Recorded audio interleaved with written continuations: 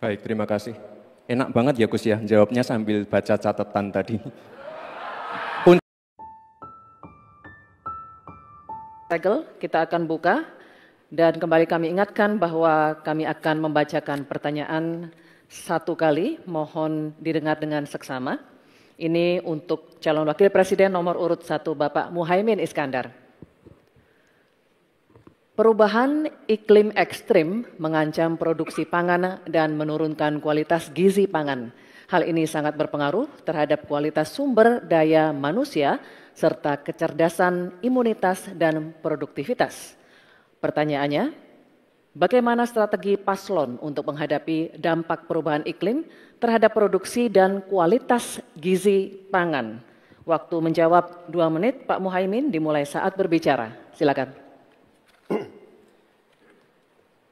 Saudara-saudara sekalian, tanpa krisis iklim pun persawahan pertanian kita tidak memiliki air dan irigasi yang memadai. Bahkan dia lebih fatal lagi dalam mengadakan pengadaan pangan nasional. Petani tidak dilibatkan dan bahkan hanya melibatkan korporasi. Ini yang harus kita rubah. Kita ingin melihat bahwa potensi petani dan seluruh produk-produknya masih sangat luar biasa. Mulai dari pengadaan lahan yang memadai. Dalam arti lahan-lahan yang ada melalui reformasi agraria. Reforma agraria menjadi prinsipnya. Yang kedua, petani kita harus kita beri pupuk yang cukup dengan harga yang terjangkau. Bahkan banyak petani punya duit sebetulnya tapi pupuknya tidak ada. Bagaimana mungkin? Yang kedua, potensi pupuk organik juga menjadi salah satu bagian penting agar produksi pertanian kita semakin berkualitas. Di sisi yang lain kita ingin program perlindungan gagal tanam gara-gara iklim juga kita berikan supaya petani kita aman, merasa aman dan yakin dengan produksinya. Pengembangan irigasi dan subsidi pupuk tidak bisa dielakkan. Tidak boleh kita melakukan pembiaran petani kita sehingga kita kekurangan pangan, petani kita tidak diberi kesempatan untuk mengisi kekurangan pangan itu. Kualitas pangan kita bergantung juga kemampuan kita memfasilitasi agar petani kita lebih produktif lagi. Dengan cara ini desa-desa kita libatkan untuk menjadi bagian dari satu kesatuan pengadaan pangan yang berkualitas, sekaligus kita hentikan untuk ketergantungan dari pangan di luar produksi kita sendiri. Baik, terima kasih. Selanjutnya, kami persilakan calon wakil presiden nomor urut 2, Bapak Gibran Rakabuming Raka untuk menanggapi. Waktu Bapak 1 menit dimulai ketika Anda berbicara, silakan. Baik, terima kasih. Enak banget ya Gus ya, jawabnya sambil baca catatan tadi. Kuncinya di sini adalah ekstensifikasi dan intensifikasi lahan. Kemarin tahun lalu kita sudah bangun pabrik pupuk di Fak-Fak. Kuncinya untuk meningkatkan produktivitas, ya kita harus genjot kawasan industri pupuk. Kita dekatkan pupuknya dengan lahan-lahan pertaniannya. Kuncinya pupuk, dan pupuk harus didekatkan dengan lahan-lahan pertanian. Otomatis produktivitas akan meningkat. Dan jangan lupa mekanisasi. Kita ingin meningkatkan produktivitas para petani.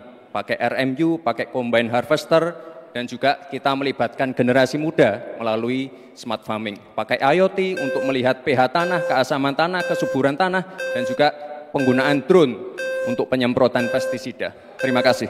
Baik, terima kasih. Terima kasih. Baik, kita lanjutkan Bapak-Bapak. Oke, selanjutnya. Kita lanjutkan ya Bapak Ibu. Cukup ya. Kita lanjutkan dulu.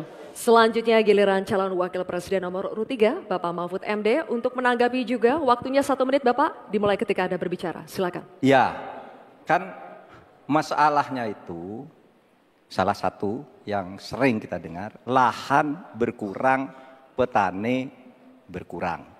Orang desa tidak mau lagi menjadi petani karena justru rugi. Terkadang kalau mau ingin mendapat pupuk bersubsidi dipersulit bukan main dan harus beli ke tengkulak.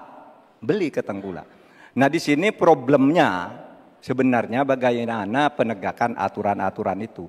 Kami di Jawa Tengah itu pernah punya program di mana Pak Ganjar waktu jadi gubernur waktu itu membuat 29 badan usaha milik petani. Yang itu efektif untuk membantu petani saling menolong menggarap tanahnya sehingga dia kerasan di desa. Yang saya tanyakan, kebijakan hukum apa yang akan dilakukan untuk mengatasi masalah ini? Terima kasih. Baik, terima kasih Pak Mahfud MD. Cukup. Kita teruskan lagi ya. Kita lanjutkan dulu ya. Kita teruskan Kita lagi lanjutkan debatnya. Cukup. Selanjutnya kita kembali ke calon wakil presiden nomor urut 1 Bapak Muhaimin Iskandar. Kami persilakan untuk merespons tanggapan dari calon wakil presiden nomor urut 2 dan 3 yang telah dikemukakan. Waktu Bapak 1 menit dimulai ketika Anda berbicara. Silakan. Terima kasih Pak Gibran. Yang Anda sampaikan hanya mengulang apa yang saya sampaikan. Saya ingin memperdalam lagi bahwa petani kita ini potensinya besar sekali. Jumlah petani kita masih sangat besar. Potensi tanah kita subur masih banyak lagi. Di sisi yang lain, kita juga memiliki apa yang disebut kebutuhan pangan kita, juga pasar yang luar biasa. Nah, dalam konteks ini, antara suplai kita punya potensi, antara permintaan kita juga punya sangat kuat. Oleh karena itu, pemerintah tidak boleh diam. Turun tangan, jangan terlalu normatif mengatasi keadaan. Untuk Pak Mahfud, saya ingin menyampaikan bahwa seluruh perangkat undang-undang yang menyangkut perlindungan petani dan produksi kita sebetulnya lengkap. Tinggal implementasi saja dari seluruh proses hukum yang kita miliki. Kemauan politik, kesungguhan, tidak mengabaikan petani yang penting. Terima kasih Bapak Muhaimin, waktunya habis. Ya. Baik,